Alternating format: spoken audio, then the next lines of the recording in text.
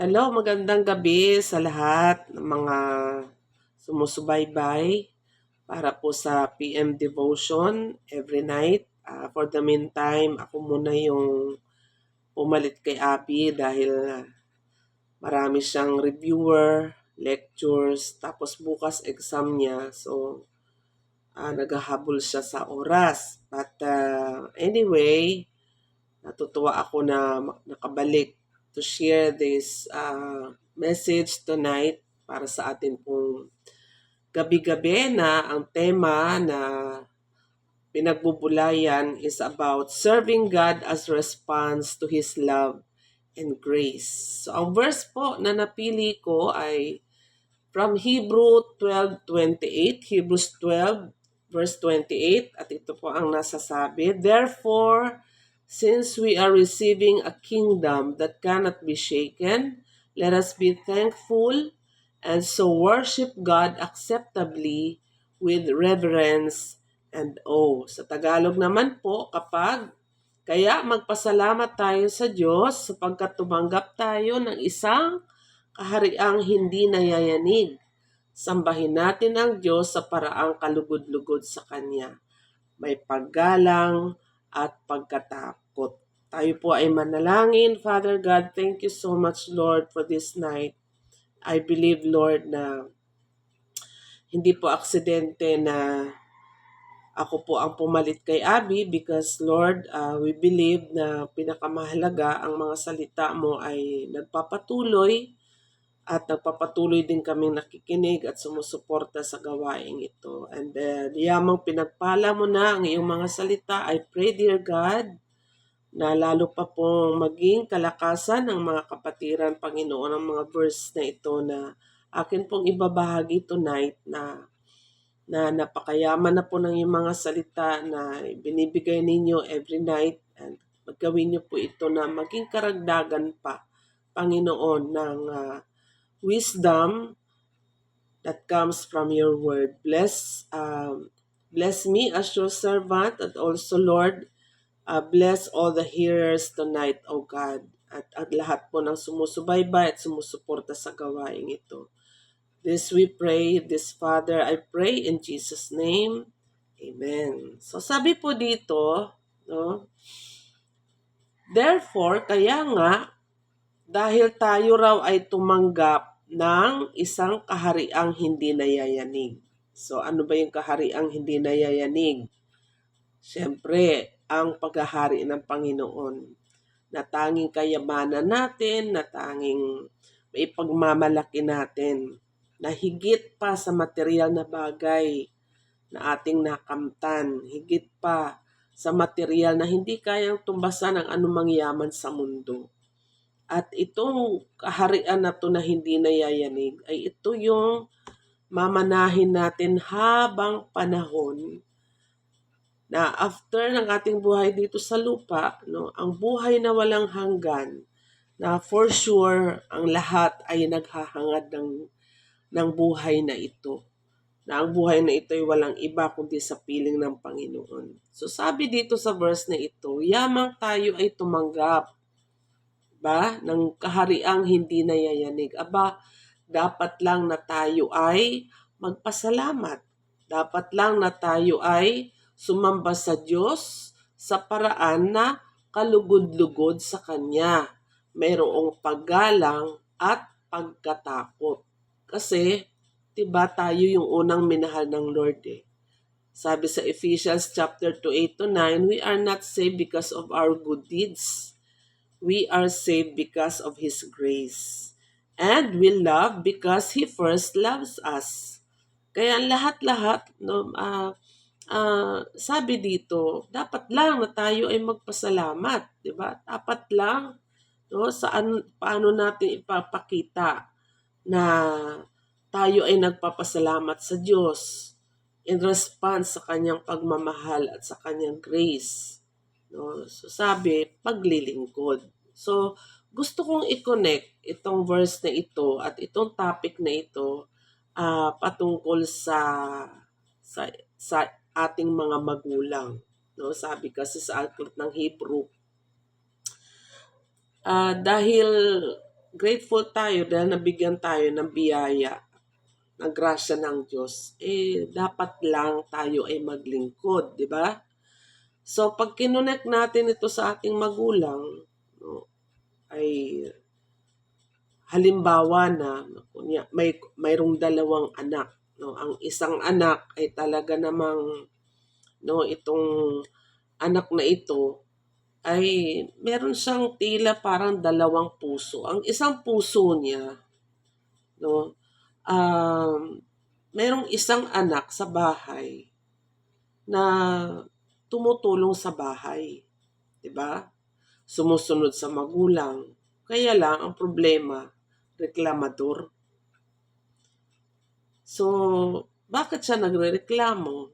Kasi marahil ang kanyang kaisipan, gumaganap siya ng tungkulin, gumaganap siya ng dapat niyang gawin o sinusunod yung utos ng magulang kasi ang tingin niya kasi obligasyon niya eh. Kasi anak, so no choice. No? Ngayon, ang puso ng isang anak ay yung another na anak ay tumutulong din. Tumutulong din naman siya. Sumusunod din. Pero, sabi dito, ang pagsunod niya this time ay hindi siya nagrereklamo, laging may ngiti. Di ba? Kaya, anong pagkakaiba ng puso ng una? Yung una, sumusunod. Okay? Gumagawa, sumusunod, kaya lang nagrereklamo. Kasi bakit? Obligasyon no choice. Pero yung isang anak, sumusunod, gumagawa, pero may ngiti. Bakit? Kasi ang laman ng kanyang puso, mahal niya kasi ang magulang niya. Kaya siya naglilingkod. So, paano natin ito i-connect sa Lord? Ganon din ang pag-serve natin sa Panginoon. Ganito rin yung gusto ng Diyos. No, kasi ayaw ng Panginoon na sometimes aminin man natin sa hindi. Pag tayo ay naglilingkod sa Panginoon dahil responsable lang natin o dahil kailangan, marahil ba ikaw ay worker, di ba? Kaya ikaw ay leader, ikaw ay isa sa mga core. May responsibility ka. Siyempre, ang respond doon, kaya ka magtatrabaho kasi may obligasyon ka. Kaya ang nangyayari, marami ang mga Kristiyano nagsiserve sa Lord kasi bakit? May takot siya, may obligasyon. At dahil may obligasyon, napipilitan. Pero yung Kristiyano na na-experience niya ang love at grace ng Panginoon, tsak yun, meron siyang kusang loob. Diba? Pag na-experience niya yung love and grace ng God, nagsiserve siya ng hindi napipilitan. Nagsiserve siya hindi dahil obligasyon. Kasi ang pinakamahalaga dito, mga kapatid, mga anak, ay napakahalaga na hindi importante sa Diyos eh. Hindi mahalaga sa Diyos kung anong ginagawa mo para sa Kanya. Mas mahalaga sa Diyos kung paano mo, no, or bakit mo ito ginagawa. So, tandaan natin, no, ang puso na, ang Panginoon nakatingin sa puso. Kaya mahalaga sa Diyos, paano mo ginagawa at bakit mo ginagawa. Napipilitan ka lang ba dahil obligasyon mo? O ginagawa mo pa dahil mahal mo? Amen po ba? Kaya sa bahay, di ba? Pagka mahal mo ang magulang mo, dapat may kusang loob ka. Hindi ka na dapat inuutusan. Halimbawa, ano ba ginagawa sa bahay natin na kailangan utusan, di ba? Mga simpleng paglilingkod, simpleng pagpapakita ng pagmamahal sa pagulang. Na alam nyo, kaming mga magulang, masarap siyempre yung nareregaluhan kapag okasyon, Christmas, birthday, anniversary. Masarap yun. Pag may regalo, may bulaklak, di ba? Pero mahalaga sa amin, yung pang-araw-araw ba, na mararamdaman mo yung pagmamahal ng anak mo sa pamamagitan ng ano. Minsan masarap yung, "Oh ma, mami, nanay, pagod ka na. Pwede ba mag-day off ka ngayon? Ako naman magtatrabaho." Wow. "Oh mami, nanay, lola, or what?" Di ba? Yung bang nakita mo na may dapat gawin, hindi ka na dapat inuutusan. Kasi, di ba, alam natin yan na work speaks louder than voice, di ba? Action speaks louder than words. Kaya yung hindi ka man magsalita ng I love you, hindi ka man, di ba? Kasi minsan, wag nating padaanin na pagdating sa birthday, babawi. Pagdating sa okasyon, babawi. Pero pagkatapos ng okasyon, heto na naman, pasaway na naman. Na paano na kung hindi maabutan ng birthday at okasyon si mami o si lola o si nanay, na hindi mo na naipakita yung pagmamahal mo. No, wala na, di ba? Hindi na niya ma-accept yung kung kailang nasa kabaong na at saka ka maghihiyaw at iiyak. Yung kailang huli na ang lahat. So, in serving God, it connects sa parents ay yun, no? You serve your parents kasi mahal mo sila. Kaya nandoon yung care mo, nandoon yung pag-aalala mo sa kanila na buong buhay mo, buong puso mo, na pinapakita mo sa kanila ang iyong pagmamahal sa pamamagitan ng kusang kaloob o hindi ka na dapat inuutusan. Kasi napakahalaga niyan sa amin bilang magulang. May yung simpleng gawain, paglilinis, hugas ng pinggan, o kaya pag-aalaga ng kapatid, di ba? So, yun po. No? So, mahal natin ang magulang natin. Kaya natin inaalagaan. Kaya natin iniingatan. Kaya tayo nagkikare na yung mga gamot nila, inumin. Kaya tayo nagkikare na magpahinga. Kasi mahal natin eh.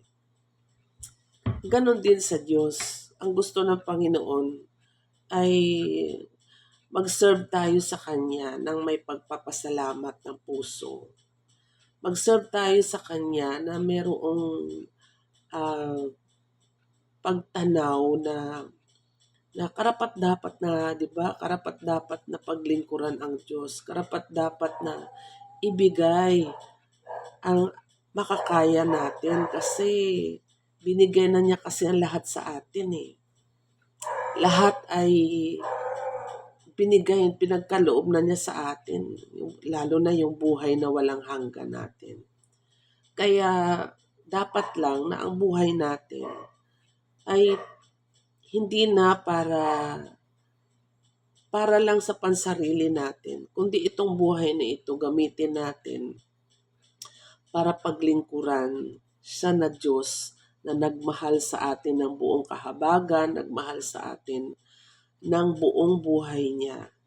Nang inalay niya ang buhay niya, ang sarili niya para pambayad sa ating mga kasalanan. Kaya dapat lang na in response, pakita natin ang pagmamahal natin sa pamamagitan ng paglilingkod sa Kanya. Kaya walang reklamo, walang anumang mga dahilan, kundi focus lang kay Jesus. Siya lang yung tingnan. Ang mahalaga dito, maging masaya ang puso natin sa paglilingkod. Kasi mahal natin siya. At hindi dahil takot tayo sa Kanya, hindi dahil gusto natin na i-bless lang tayo. Dahil ang gusto natin na pagpapalain ang buhay natin. Hindi ganun. Kasi sa Diyos, automatic na yan eh. Pagka naglingkod ka ng buong puso, hilingin mo man at hindi, kasunod na dyan ang pagpapala. Kaya ang gusto na ng Panginoon, yung mahukay niya ang laman ng ating puso at sa kanyang paghukay na ito, yung makita niya na naglilingkod tayo kasi mahal na natin siya. At pinapakita natin ang paglilingkod na ito bilang pagpapasalamat natin sa pagmamahal at pag-alay niya ng kanyang buhay para sa atin. Amen? So let's pray. Father God, thank you so much, Lord. Dahil Panginoon, dapat lang, O God, na mapuno ang aming isipan, ang aming puso, ang aming hangarin, na maging mapagpasalamat sa lahat ng ginawa mo sa buhay namin. In fact, Lord, gaano man kahaba, kadami ang ginagawa naming kabutihan, hindi pa rin po kayang pantayan kung gaano kakabuti. Hindi pa rin kayang pantayan, Panginoon, ang pagmamahal mo sa amin. Kulang pa kahit anong gawin namin. Pero salamat po dahil ikaw ang Diyos na hindi nanunumbat. Ikaw ang Diyos na hindi mo sinusukat o binibilang ang maganda naming ginagawa kasi ang nais mo ay malinaw sa amin kung bakit namin ito ginagawa. Malinaw sa amin paano namin ito ginagawa. At gagawin namin ito, Panginoon, ng buong pagpapasalamat, buong pagpapakumbaba na ialay sa iyo ang buhay, sapagkat, Panginoon, ang pagmamahal mo, ang pag-ibig mo, at ang pagiging Diyos mo ay karapat-dapat lamang, Panginoon, na pagkalooban at pag-alayan ng buhay, lakas, at lahat-lahat ng sa amin. Kaya Panginoon, nawa o Diyos, kaming lahat bilang isang mananampalataya sa iyo, kabilang na po ang Church of the Living Faith at ang lahat ng mga nakikinig sa devotion na ito, Panginoon, ay patuloy po na makitaan mo, Panginoon, ng tunay na pagmamahal sa puso, tunay na naghahangad na ikaw ay paglingkuran sa pamamagitan, Panginoon, ng pagsunod sa iyong kalooban, sa pamamagitan, Lord, katulad ng mga paglilingkod sa church, paglilingkod sa magulang, paglilingkod sa mga kapwa o sa ano paman. Hindi dahil para kumuha ng puntos na pambayad sa aming kaligtasan, kundi dahil kaya namin ito ginagawa kasi niligtas mo na kami, Panginoon.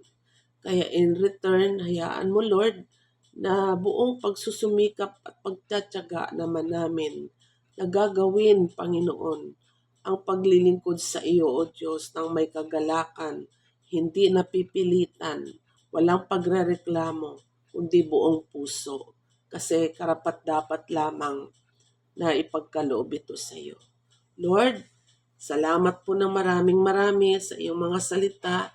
I pray, dear God, na sa bawat kalagayan namin, Panginoon, lalo na pa sa panahon na ito, Panginoon, na nasa critical condition kami tulad, Lord, ng giyera na nangyayari sa Iran versus America and Israel, O God.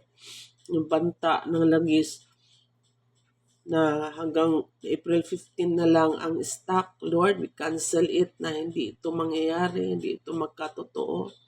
Yung banta, Panginoon, ng kahirapan na darating, Lord, ipadalangin po namin na wag mo pong hayaan na ito po ay maganap, Panginoon, mahabag ka sa amin, maawa ka, Panginoon, and dalangin po namin, Lord, na nawa ay mag-comply ang Iran sa panawagan ng US. Ganon din, Lord, ang mga nasa paligid, yung Strait of Hormuz, O God, na kontrolado ng Iran. Sana po, Panginoon, karoon sila ng habag sa mga bansa na nakapaligid, O God, lalo na ang Asia, dahil ito po ang lubos na naapektuhan. Lord, kami lamang po, Panginoon, ay humihiling na ikaw po, God, ang mamagitan sa nangyayaring ito at sa tulong at habag mo sa amin ay pagkaloob mo po, Lord, ang favor na wag po namin maranasan, Panginoon, ang banta ng taghirap ng buhay, Panginoon, dahil lang po sa gerang ito, Panginoon. Maraming salamat, Panginoon. Lord, iadya mo po kami sa mahigpit na pagsubok. Lord, ilayo mo po kami sa banta ng tagutom, sa banta ng kahirapan ng buhay, Panginoon. At kami, O Diyos, ay lubos po na patuloy na nagpapasalamat sapagkat, Lord, kahit marami po kami naranasan mga pagsubok, hindi ka po nagkulang. Kasi po, part ng pagmamahal mo po sa amin ay yung i-provide ang lahat ng aming pangangailangan. Kaya Lord, ang mga nangyayaring ito sa aming kapaligiran, we put our trust to you, Lord, na naniniwala kami na hindi mo kami iiwan at pababayaan. Lord, alisin mo po ang aming takot, alisin mo po, Panginoon, ang aming pong mga iniisip, O God, na posibleng mangyari, katulad, Panginoon, ng paglala ng gerang ito, na sana po sa habag mo ay agad, Panginoon, na magkaroon ng positibong solusyon. Maraming salamat, Panginoon, and ito po ang aming dalangin, Panginoon, na higit, O Diyos, na aming pong dinudulog sa inyo. And even, Lord, ang parating po na youth camp, Panginoon, sa April 2, at sa katugunan po ng mga panalangin every night, O God, at sa soaking, Panginoon, kanina lang na nangyari, Lord. Thank you so much for your favor. Thank you, God, sa pag-allow mo na matagumpay na ma-accomplish, Panginoon, ang objectives ng camp na ito, Panginoon, sa buhay ng bawat kabataan sa Church of the Living Faith. Kaya, Lord, habang parating po ang petsa, O God, hawanin niyo po ang anumang mga hadlang na makakapagpigil isa man sa amin, Panginoon, para hindi kami makadalo o mahinto, Panginoon, o matigil ang camp na ito. Lord, praying, Father God, na maging ready po ang lahat ng aming mga puso, maging pagkagalakan po namin, Panginoon, ang activity na ito. Hindi dahil kami napipilitan, kundi maging kagalakan namin na kami ay nagkakaisa sa isang layunin, na ang mga young people, Panginoon, ay makater, Panginoon, sa pamamagitan, Panginoon, ng camp na ito, Panginoon. Salamat po ng marami, and we are preparing our hearts, our mind, O God, sa parating na activity ito, Panginoon, and also bless our physical, O God, para walang sino man na magkasakit, sa mga pastors, sa mga volunteers, sa mga workers, at sa mga campers, Panginoon. At lahat, O God, na nag-sign in ay makarating po, Panginoon, at walang anumang mga hadlang. Maraming salamat, Panginoon. Praying, God, na sa mga nangyayari sa mga panahong ito, Lord, hawakan mo po ang aming buhay, huwag po kaming iiwanan. Protect us, O God, and ikaw po, Panginoon, ang mag-intervene sa nangyayari ito.